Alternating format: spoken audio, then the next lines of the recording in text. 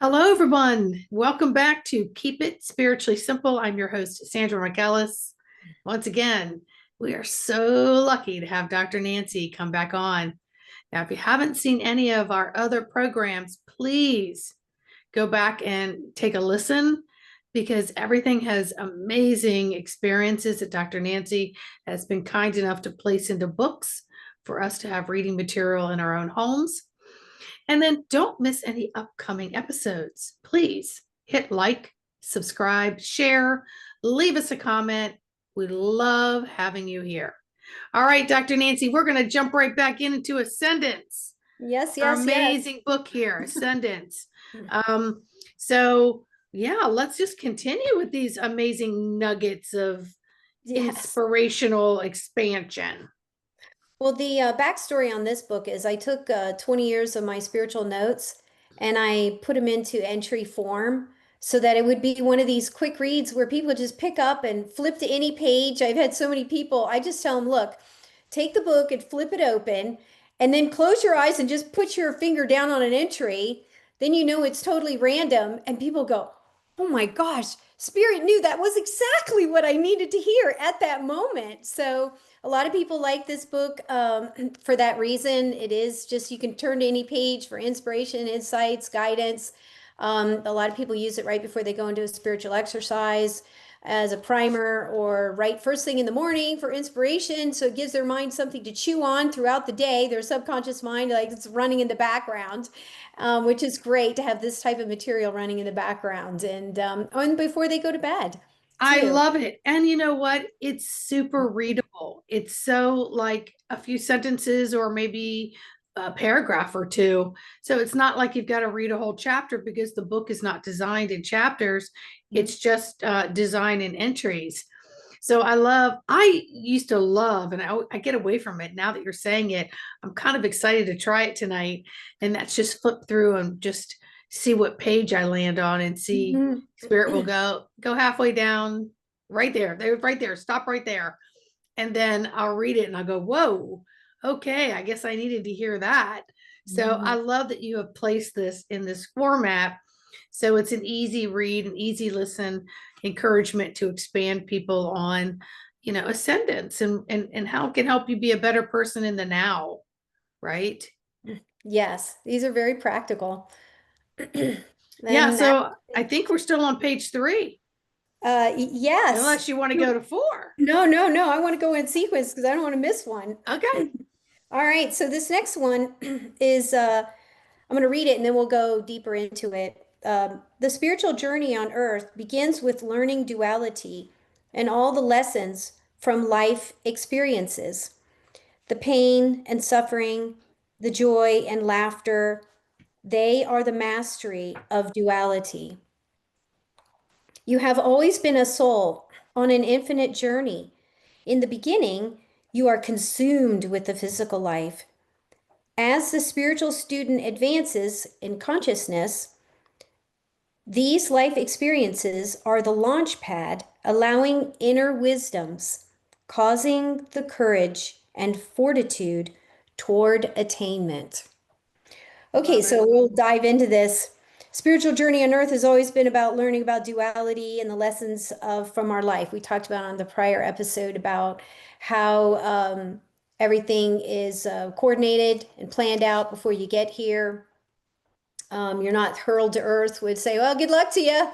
Wish you well. They hurl you to earth and there's no guidance, there's no spirit guides, there's no angelic guides, there's no plan. There's definitely a plan and goals and all that stuff.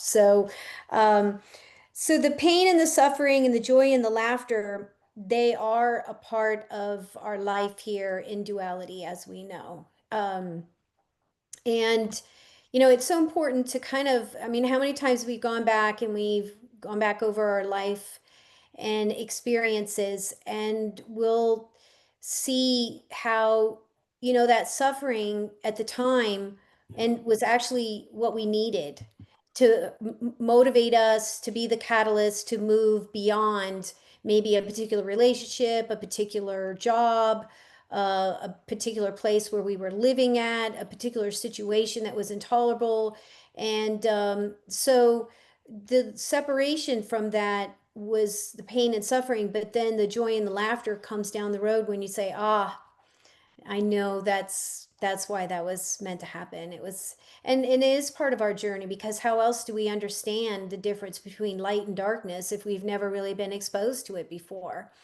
And so I think coming in from a higher perspective on this is just realizing, well, what is spirit trying to teach me or guide me, or what is the deeper lessons in this, or how am I to, and the answer may not come right away. The answer may come 6 months later. It's all, that's this whole thing about surrendering, where the ego wants to know everything up front. I want to know the whole plan, and it's like, no, spirit's not going to give you the whole plan, because then there's no test if you know that all the answers before. And so some of it is our testing. We said we were ready to be tested. It was like, okay, you're ready for the Earth School, and which is a very, I call it green beret training for us spiritual students and spirit our souls. And so we get into some intense situations where we kind of are like, what am I even doing here? What is the purpose of all this craziness? And so but yeah, it's also to have the courage, to have the stamina, to show our abilities in spirit, that we can take a lot of intensity and still move forward. And I always say, even if it's one small step, at least it's, even if it's at least a step forward. And it's kind of like climbing that mountain. It may take years and years to get to the top, but it all starts with one step. And then I even say, sometimes if it gets too intense, take a break. You're allowed to rest, and then go back into climbing up that mountain. But I tell you, once you get to the top, the view is spectacular, and you say, okay, it was all worth it. But in the beginning, when you're looking from the ground view, looking up at the top of the mountain, you're thinking, oh gosh, I don't know if I'll make it. But it just, I think that's part of the fortitude, is keep going forward. Yeah, when you're saying that, I live in DC, so I was thinking as a small child looking at the Washington Monument, we used to be able to go in and climb the stairs and go Mm, all the way up to the top. And they're so narrow that you really can't look down, you can't look up. So as you're going, you have no idea where you are on this platform heading up. Are you halfway up, two-thirds up? Did you even make it a fourth of the way up? Some people would have to stop and, catch their breath and take a rest, and others would just plow all the way up to the top. And of course, you're always in a hurry to get back down. But then the view would be looking out all over DC, mm. and you don't forget that once you've done it, and they don't allow that anymore. So yeah, it's pretty cool. I like your analogy of, yep, going up the mountain, got to take a little respite, got to go up a little further, take a little respite, because you're gaining stamina, you're gaining the skill on how to go forward, but your body needs to acclimate in between each altitude, so to speak. Mm-hmm. Yeah, that's a good way of putting it. Good point. Altitude. As we climb Mm-hmm. up in our ascension process, uh, in our attaining these higher frequencies, and it doesn't end. It's not like, oh, you cross over and you never arrive, because energy has to have constant movement or it ceases to exist. Well, you can't cease to exist because you're pure source energy. So you're always ascending and ascending and expanding and expanding. Uh, and that's just a beautiful thing, that it doesn't come to an end. You don't want it to come to an end. All these adventures and everything. So, but yeah, this is a testing ground. This is the acid test for a lot of souls that come into the Earth School. And I think when people have a deeper understanding of, oh, so that's what's going on. Why? Because some people are like, why am I being hit with this and now this? I solved 5 problems. I have 15 more. So, but well, actually, it's a compliment to the soul, that apparently, when you designed your life, you sat down with these spirit guides and your angelic guide, and you designed your life. And so a lot of times the spirit guides will say, "Hey, look, you're taking on too much." No, I think I can handle it. And they're like, "No, we just it. You don't have to accomplish everything in one lifetime. This is unlimited. You know, the schools are unlimited. There's schools on the other side of the veil, and then there's the Earth School, and you don't have to try to cram it all into one life. And that's why people will have multiple lives because they need to experience so much in their training to be spiritual masters in their own right. And that's why I say it's like you don't always want to you want to get to a level where you don't have to rely on anyone, that you're a spiritual master in your own right. And that's actually the ideal of these spiritual attainments. They'll call it self-realization, but it's realization of the self, which is in the mystical sense of this inner mystical experience is when everything is stripped away, the ego, the personality, the shadow, the mind, and all the physical form, all this. And what are you looking at? And no one has to tell you this because it's you. So you inherently know when you have this experience, you're like, it's just pure source energy. It's seeing yourself as pure source energy. It's just I mean it's so hard to try to I'm doing my best to describe the mystical experience, but in the West they'll call it self-actualization, and then in the East it's self-realization, but it's the same thing where people are experiencing that they are a divine being, and you never forget that image of seeing your true self. And then, of course, it's divine union, or also known as God realization. And that's just recognizing that there is no you, that it's source, looking out onto the world, having this physical experience, this oneness. So when you've had the oneness, it's not like you really have to spend a lot of time connecting because you're already connected. You stay connected. That awakening that taken place, that attainment. And so, but life takes on a whole different meaning. And so I think what we're trying to do is see things from a higher perspective, from spirit perspective, or from the higher self level, and they'll go, "Oh, that makes sense." Because a lot of people will be, going through their life and they have a lot of questions. Why? And so I think that having this opportunity to talk about these spiritual wisdoms, I think it's really going to touch people really deeply. Um, I and think it's really important to talk about it. I came into this earth plane pretty connected and feeling disconnected from those here on earth, mm, feeling odd and not quite the same as other people. And I do remember at some point in grammar school, I was in my kitchen and I popped out of my body and I wound up back at the desk in front of the Yeti, which was my last stop before I mm, came down to incarnate. And behind him was the schoolrooms. And I remember popping out of my body and going back up and sitting right at the desk in front of the Yeti before the cliff, before I went in utero. And I sat there and we had a little conversation and I kept looking back at the classrooms. And then next thing I know, I popped back into my body and I was back in the kitchen. And then I went on about my life. But someone had asked me, why did you come back? And my answer was, because I didn't want to redo it all. I was mm, already here. I wanted to move forward with it because everything was so unexplained to me, being in these higher realms of connection. Yet I was in this physical form trying to find my way and maneuver through life as it is now because I didn't know what my purpose or my mission was when I was, 9, 10, 11 years old.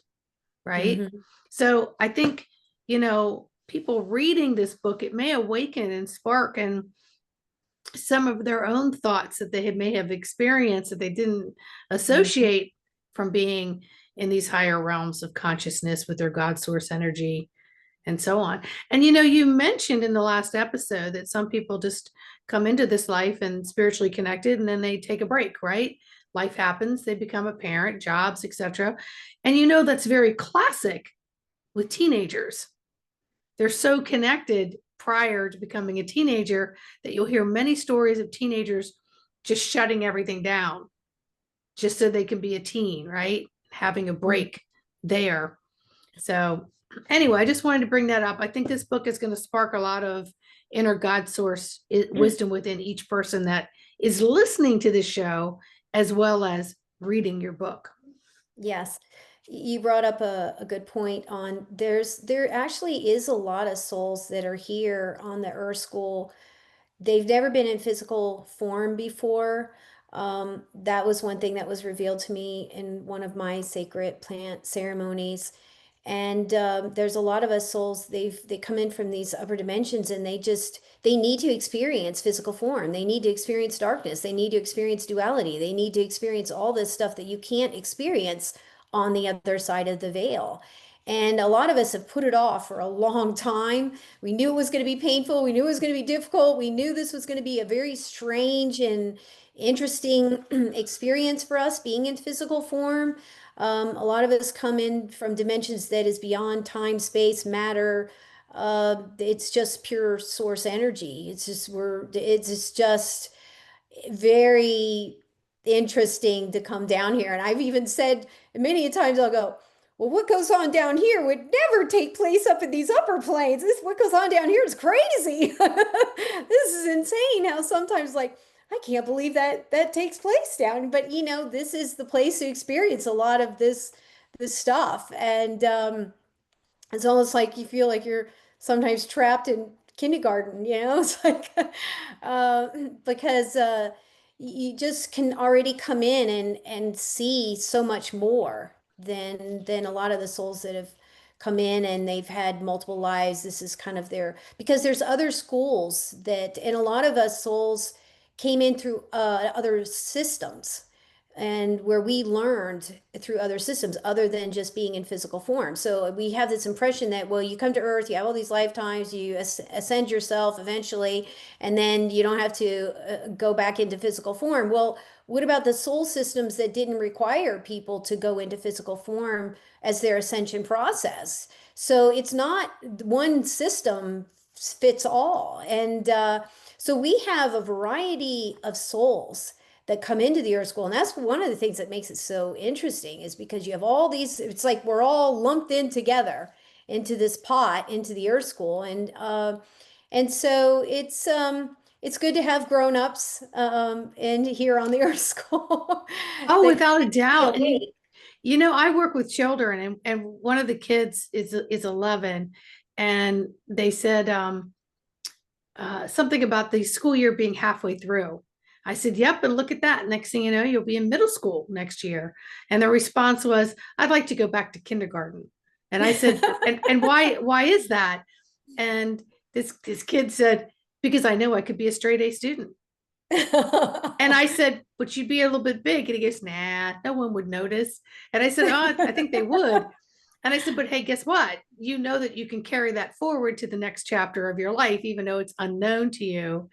And then there was a like, "All right, fine." But when you said that, I thought, oh, okay, because you could get straight A's in kindergarten, but and each platform of life gets a little more challenging, but you always know you can succeed because you Yes. have such a force of God source energy around you in the form of many different beings. And until you go inward and maybe even take some of these out of this book and contemplate on them, you may not realize how many you actually do have and how much you are in contact, just by getting into this book, and it will spark your neurons to, whoa, I remember this feels right, and expand. So I'm so glad we're talking about it. Yes, and I just wanted to hold this book up. Yeah, it's also on Amazon Audible. So for those who want to, but I think this is nice because it's, you know, you can open it up and it's just right there. Flip to any page. But so yeah, it's Amazon, Amazon Audible, Apple Books, and Barnes and Noble online are the platforms right now. Actually, it's going out into the Middle East, into Australia, New Zealand, Japan, all these different. So it's getting picked up by basically retailers, and to have in their bookstores, whether it be metaphysical bookstores or libraries and that type of thing. So in time, I've gotten able to put it into a bigger distribution. So just to open it up for people to be able to have access to it. But yes, I completely agree with you. I think that it's good that people realize that we've got souls at all different levels working on different stuff. We've got students that are working on their PhD in spirituality. They come in and that's their they really and I think a lot of times parents are like, I don't get this child. This child's very unique. It won't eat meat. It just wants fruits and vegetables. It doesn't want to participate in this or that. It just it's very these souls are very specific and fine-tuned, and they jump right into a spiritual life because they realize they're trying to get their frequency up as high as possible because they want to get up to the next dimension, and that's all resides based on frequency. And so Mm-hmm. if your frequency has to go to a higher level to get to the next octave, then you got to get working on raising that frequency. And this life is not conducive to that. Actually, it pulls a lot of our energies down depending on the type of music, what we watch on TV, what we're exposed to, the type of people we have in our life. A lot of those that actually can pull our frequency down. And so it's not that we're to become basically hide in our homes and stuff, but to also to live a spiritual life means you go through your entire life and see what's conducive to your ascension process and what is working for you and what isn't. And so I think that's great that people are tuning in and they're interested in wanting to go beyond traditional belief systems of what, they just talk about there. Yeah, and I think your book, when you come into this consciousness of the spiritual thought process and get in touch with your feelings, you can override all the subliminal um, intention of bringing your energies down, Mhm. right? Because you're hitting override, and books like this can help you hit override very Yeah. quickly and with snippets throughout the day. So it's not so like, oh gosh, it's going to take a whole chapter. I don't have a half an hour, right? Just take 2 minutes, take a look, pick one, let it pick for you, have fun with that, and go from there. So again, thank you so much for sharing.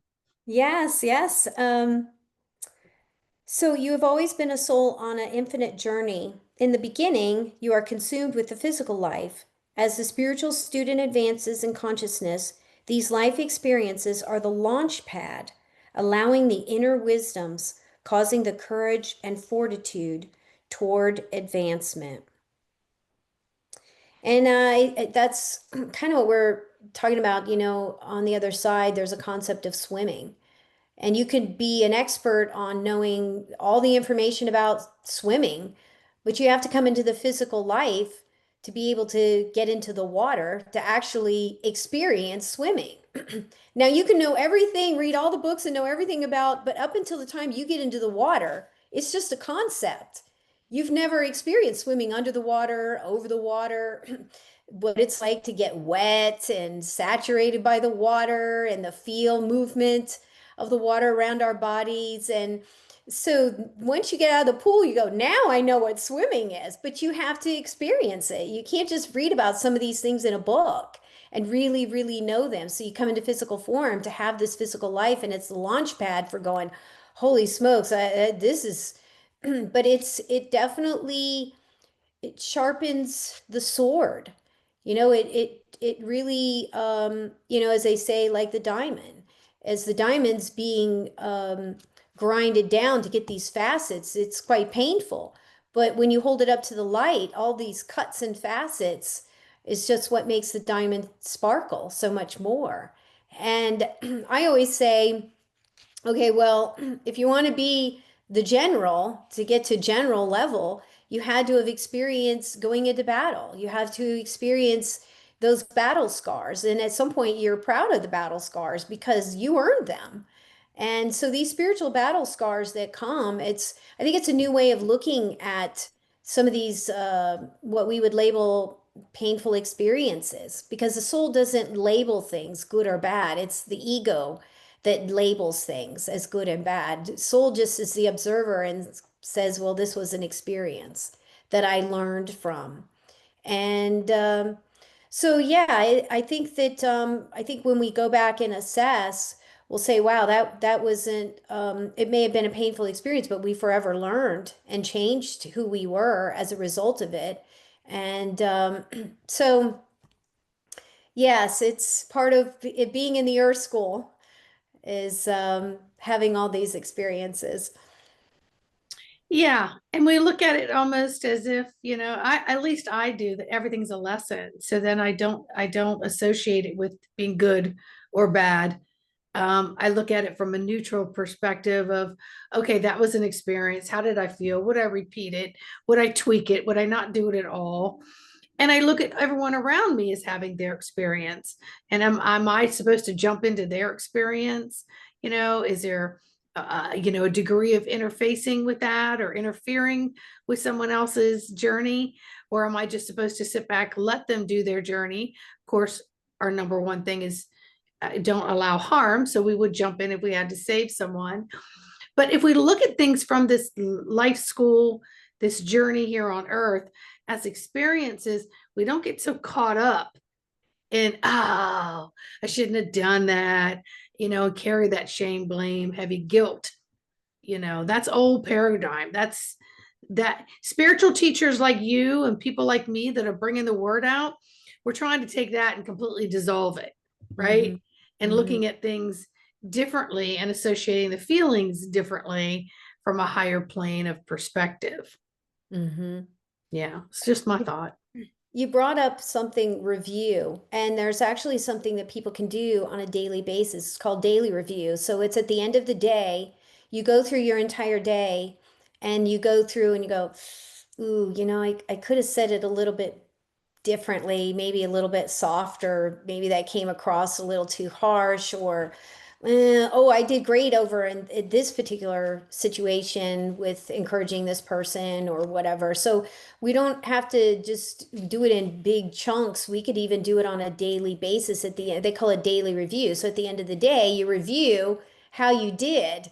And it's not really critiquing, as it's more self-discovery, um, self, just kind of looking at ourselves in a way that maybe that's a little more of an overview too, which I think is good. I think it's really a conversation of the soul kind of checking in with the ego, saying, I think it would have been better to handle it this way, or, that situation. And so I just wanted to throw that out there. Well, I think it's important because when you're in something or in the heat of something, just like you can read all the books you want about how to swim, but until you get into the water, it's a whole different ball game, right? Mhm.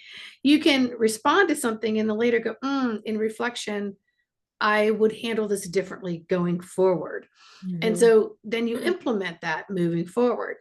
I'm a firm believer in not creating karma is what I call it, and where I have to go back and redo something. I have to go back and apologize for something, or I have to reflect on it and, work on other things. I do my best to just be in that moment where I'm so mindful that I'm pretty A-okay with how it is I've come across. But again, that has you stay in that mindful. You're a mindful student. You're listening to all your teachers. You're listening to all the things that are going on around you. You're in control of your dial. You're in the frontal lobe. You're not all lost in a program of the subconscious dictating your behavior. You're shutting that down. You're bringing it forward, and you're taking accountability and responsibility for where you are in this moment. And that itself is a huge spiritual lesson. It is because you have to be on it all the time. You Indeed. literally have to be what I call self-aware. You are Mhm. self-aware of your behavior. You're self-aware of the words you use. You're self-aware of how you use the words. You're self-aware of the tone. That it's oh yeah, being very self-aware is really high level because there's it's more intense, and you have to really be what I call aware, and you're self-aware of it. I'm laughing because I think I master it. And then sometimes I'm in the car and then I'm like looking around going, WTF, like whatever. And then I'm like, well, I am by myself responding. And then I think about the energy within my car and I'm like, ow, I'm sorry. That wasn't really nice to create this cloud of anger. And so I'll crack my windows. Let it go back out and bring in some new air and go, okay, woosah, sister, woosah. Because if I create that anger, then I'm sitting in my own spew, right? And it's in my car with closed doors and closed windows. I'm just recycling that. So I catch myself getting flared, and then I'll go, ooh, no, no, no, no. I know, yeah, okay. Let's, yeah, and let's crack the windows. Let's bring in some new breeze. Let's Febreze inside of my car through my body by acknowledging that there was no reason for me to even have that response. And so, anyway, yeah. You're letting out the negative thought forms. Yes. And you know what? You have to make this life with comedy. You have to really enjoy a good laugh at your own ridiculousness. Oh, yes. And it's how I get through every day. If there was a camera on me, God forbid, it would just be insanely hilarious and insanely pitiful at the same time. So, yeah, I'm so glad I don't carry cameras around. But anyway, yes, this mindfulness of being aware and doing that self reflection. And then hopefully your self reflection list shrinks. And when you lay your head on the pillow and you're thinking about your day and you're like, okay, all right. Ooh, ouch. Okay. So it gets smaller the more you're using this conscious frontal lobe of mindfulness, and then using the heart and allowing the ego to Yes. zip it. Well, we are allowed to be human. We are human beings, so we're allowed to vent. I had a master, excuse me, master soul teacher who says, okay, you're allowed to get angry, but only for 10 minutes. Then you got to shut it off. That's power. Mm-hmm. If you can shut it down. Yeah, because energy finds its own runaway train, its own fuel source. Energy can really ball up and take off. Yeah. And so, because it bubbles up a lot of things, not just with the liver, the heat in the body, the memory, the trauma, the hurt, the fear, all that stuff. It all starts to feed right into that well. And if you don't zip it and go, okay, you're okay. Zip it and breathe and dissolve it and say, all righty, now I've released some energy. I think I've been constructive with it. Now I'm going to zip it and reconstruct my energy and redirect my energy into something else. I had my non-duality teacher said you have 30 seconds. It starts with a thought, and then you got 30 seconds before the emotions kick in and is attached to the thought. So a lot of us don't realize we have to break this apart where, well, what are my thoughts? What am I focusing on that's getting me upset? What they call these negative thought loops. And so if people are more self-aware, they're aware of even their thoughts and how that can upset people. If they go back to a painful memory or this person that's upset them maybe just yesterday or what have you. And so I think that was important for that to be brought up, to really watch the thoughts, because these emotions then are attached to the thoughts, and that's what really fuels it. You can have a thought, but then and the other thing is too is when I get angry, it's usually, I'm very aware I'm angry, and I'll even say it. Okay, I'm angry, but then that's me recognizing, okay, I'm angry, and now and then so therefore I can shut it down and say, okay, I'm not going to be angry anymore. I've gotten this out of my system.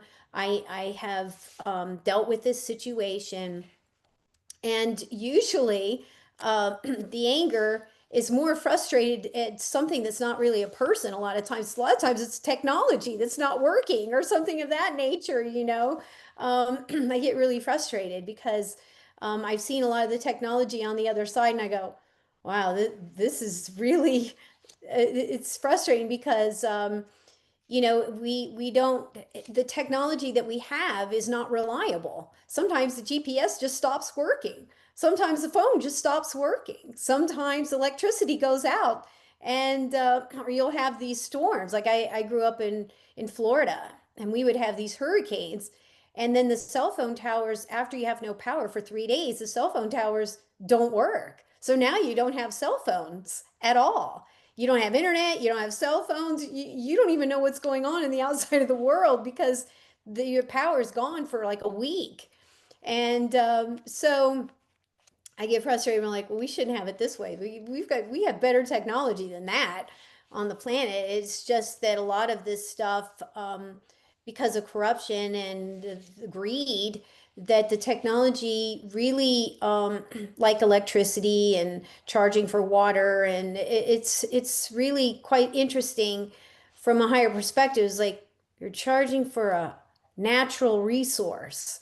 It's like charging somebody to breathe, you know? It's like, but I think what's happening is they're charging for the cleaning, but yeah, the purification of the water and the circulation, the pipes, I get all Yeah, that. And filtration. it's yeah, it's very interesting how, but yeah, that's one thing is being self-aware of our emotions, what is going on, what is taking place within us. And it doesn't mean we're not allowed to have anger and frustration and anxiety, but being self-aware of it, then it helps you to shut it down a lot faster. Not that you're not supposed to be a human being, but not be controlled by your emotions and your thoughts. That it's as a soul, you're the one that is supposed to be in control of your thoughts and your emotions. And saying, just recognizing, okay, I'm angry. All right. And then have your little empty out that energy of frustration because you don't want to ball it up and keep it inside you. So you want to release that. And a lot of times there's healthy ways to release this energy, like go to the gym, take a walk, listen to music, so you don't have to stay in this soup of this constant frustration, or just kind of sometimes change the scenery helps quite a bit too. Yeah, and as we would say to kids, go punch your pillow. Yeah. Go punch your pillow. Because as soon as you allow that emotion to consume you, again, like I said, everything else it just gets magnetized to it. And then it can go out of control. And then if you were to look at it from a microscope inside of what it does to your DNA and your nervous system, you would stop that shit immediately Yeah. and go, I'm not going to get into a bundle of messages getting all jumbled up and, you know, stoplights not working and stop signs not working and all the things that happen within the body. There's a collision happening in so many different systems. So we have to learn to contain that, open our hearts and our mind to releasing it, not allowing it to consume us or taking us over for very long, because it creates spillage.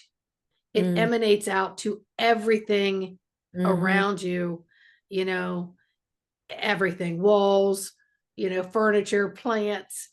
If I could see my plants, if I ever got angry, they'd be like, you know, it's kind of like, when a parent comes home when they're mad, the kids go running to the room like, no. So we really have to think about what that does while we're in the middle of what we think is a rightful human temper tantrum, Mm. what it could do to affect all the things around you. And that's where you'll step into, hold up, pump the brakes. What is Yeah. this about? And why am I allowing what I'm going through to affect anyone else?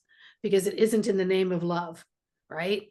It's Hmm. it's in the name of other frequencies that have a denser thing, but that's also part of our lesson. So we're not saying it's wrong. We're saying look at it from a different perspective of what triggered you and why you're becoming the way you are, and put a time limit on it so it doesn't consume you. Yeah. So thank you for That sharing was my that. teacher. You got 10 minutes. Shut it Yep. down after that. That's all you get. You get 10 minutes. That's it. Mm-hmm. So you're very self-aware. You're like, oh, I'm angry. Okay. Mm-hmm. I got 10 minutes and then to vent and that's it. Because then you can move on and not and just let it go. That was a key thing because now you're totally free when you could just release it. Like, okay, I got it out of my system. I'm good. Whatever the situation is. And I think that's a lot healthier because all this stuff doesn't stay cooped up inside people. is I think that causes illnesses. And in fact, the shamans will say around the world that it's a spiritual imbalance. A lot of these diseases, they call them as spiritual imbalance, and maybe it is pent up anger or pent up sorrow or pent up disappointments or pent up whatever it is that's the energy has been. See, our body can process happy, high frequency vibrations very easily. It processes those and it just goes right through the body with no problems. But it's the negative ones that get trapped and don't get through, excuse me, all the way from the crown chakra right out our feet. And so this stuff tends to get trapped in us, whether it's in the muscles and the tissues and that's in the heart, because we feel a lot of things with our heart. So I think that there's a lot to be said for constantly having this cleanse of self-awareness where you're aware, am I angry at somebody? Is there something that I need to take care of between me and this other person or whatever the situation is? And being that self-aware gives you the acknowledgement of things that constantly can be cleared out before it becomes an issue. Because eventually it becomes a physical ailment. It usually starts as a mental, emotional situation, a negative energy, and then eventually, after a while, it turns physical. Yeah, and the awareness and the acknowledgement that you're talking about allows us to open up our filtration systems, open up all the gates so things do filter through versus getting all gummed up and stopped up. And this is a perfect time to be talking about this because you talk about the duality and the conflict. We're in the month of December, and the month of December for many brings up um we're about to celebrate Christmas or some kind of a holiday with our loved ones, or whether it's spiritual, religious, or whatever it is. And yet we're being pulled over here into the commercial side of it, which then creates a lot of inflammation. It creates a lot of this polarity fight between what's going on, throughout this month. And you're coming through the year's end where you're coming to the shortest day. So we have less sunlight creating vitamin D and energy within the body because we're supposed to be going inward. So we have all this conflict happening right now. So what a perfect time to read Ascendance, and what a perfect time to become aware and take accountability and responsibility and show your due diligence to become a better spiritual warrior in the obvious obstacles and the non-obvious obvious obstacles that we're facing right here, right now, in this month of December. Mm-hmm. Yeah, December is the end of the year, as we know, and it's a wrapping up. So a lot of times, people leave our lives for a variety of different reasons. Chapters are closing, things are getting wrapped up. It's at the end of the year. Because a lot of people are like, man, I always have a horrendous month, in December. I'm like, well, you're clearing things up and you're wrapping things up for this particular year and preparing for the new year. So it's yeah, I'm glad you brought that up. It's a really good point to bring up for the month of December. It is, and I think everyone could just be helpful if you just got this book and just started pinpointing some things you'd like to read and open up your heart and your mind and get the river of spiritual divinity flowing through you with more ease and grace than it has in the past. And what better way to do that than to say, hey, I'm going to stop, I'm going to become aware, and I want to do something better in this now moment. Dr. Nancy, this has been so enjoyable. It's so enlightening. As always, I cannot wait to do the next episode with you. So I just want to thank you for your time, and all you listeners, please enjoy the show. Keep it spiritually simple. Please take a moment to hit that like, subscribe, share button. And we look forward to seeing you on the next episode of Keep It Spiritually Simple. I look forward to it. Yeah. All right. We're going to say goodbye to Dr. Nancy, and we'll see her soon. Goodbye, everyone. Bye.